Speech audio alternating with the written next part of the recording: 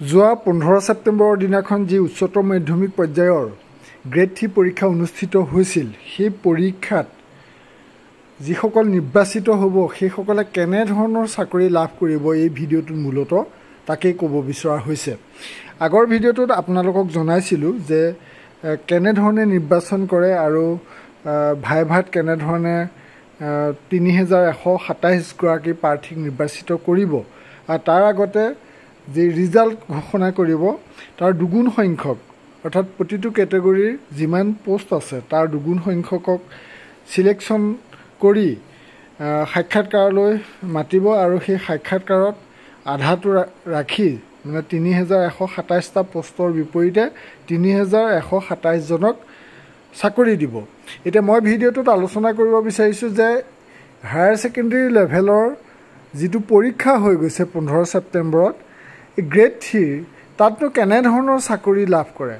1 number হৈছে agri extension assistant, 2 number হৈছে field assistant, 3 number হৈছে কাউণ্টাৰ এটেণ্ডেণ্ট, 4 নম্বৰত হৈছে ৰেকৰ্ড কিপাৰ, 5 নম্বৰত assistant inspector of excise AIE, 6 নম্বৰত হৈছে circle organiser village defence organisation, 7 নম্বৰত হৈছে ষ্ট'ৰ কিপাৰ, 8 নম্বৰত হৈছে matron cum store keeper, matron আৰু ষ্ট'ৰ কিপাৰ দুয়োটাই দায়িত্ব থাকিব, 9 নম্বৰত হৈছে matron cum store keeper for female only, ফিমেলৰ কাৰণে এক্সট্ৰাকৈও থাকে, 10 নম্বৰত হৈছে SCD জুনিয়ৰ গ্ৰেড 3, 11 নম্বৰত হৈছে SCFW গ্ৰেড 3, 12 নম্বৰত হৈছে এক্সট্ৰা ৰাইটাৰ। এই 12বিধ চাকৰি পোৱা যাব। অৰ্থাৎ 15 ছেপ্টেম্বৰত যি হায়াৰ ছেকেণ্ডেৰী লেভেলৰ গ্ৰেড 3 পৰীক্ষা অনুষ্ঠিত হৈছিল সেই পৰীক্ষাত নিৰ্বাচিতসকলে এই 12 প্ৰকাৰৰ চাকৰি লাভ কৰিব পাৰিব। নিশ্চয় বুজি পাইছে কথাটো। আৰু অহা 29 ছেপ্টেম্বৰ দিনাখন যি স্নাতক পৰ্যায়ৰ পৰীক্ষা আছে লগতে ড্ৰাইভাৰৰ পৰীক্ষা আছে তাৰ কাৰণে আমি পৃথক ভিডিঅ'ত সবিশেষ ক'ম।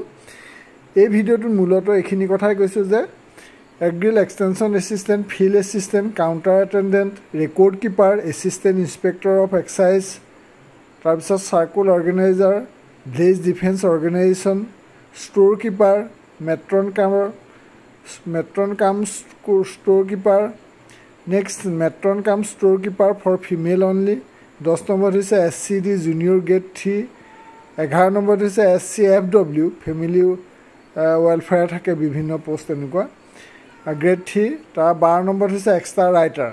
গতিকে এই 12 প্ৰকাৰৰ চাকৰি পোৱা যাব।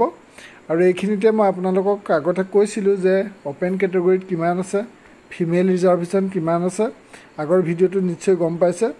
যদি আপোনালোকে আৰু অধিক তথ্য জানিব বিচাৰে কমেণ্ট ছেকশ্যনত লিখিব। আপোনালোকৰ সুবিধাৰ্থে বিভিন্ন ইনফৰমেশ্যন আমাৰ চেনেলটোত শ্বেয়াৰ কৰি থকা হয়, লগতে চাকৰি সম্পৰ্কীয় বিভিন্ন বা বাতৰি দি থকা হয়। গতিকে চেনেলটো চাই থাকিব আৰু শেহতীয়া বা বাতৰিৰ বাবে ইউটিউবত চাৰ্চ কৰিব কুমাৰ বসন্ত আছাম। ধন্যবাদ।